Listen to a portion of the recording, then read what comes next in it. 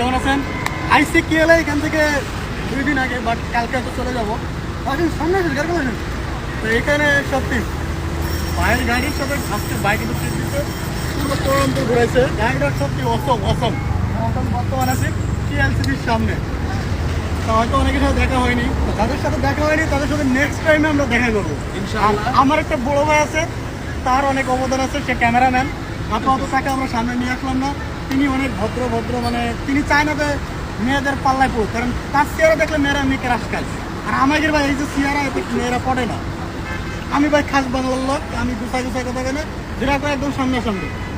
তার সবার জন্য রইল দাওয়াত পিনাঙে যাওয়ার জন্য। যারা পিনাঙে যাবেন আমার জন্য ফ্রি টিপ, আর বাইরেও আমি দাওয়াত করলাম।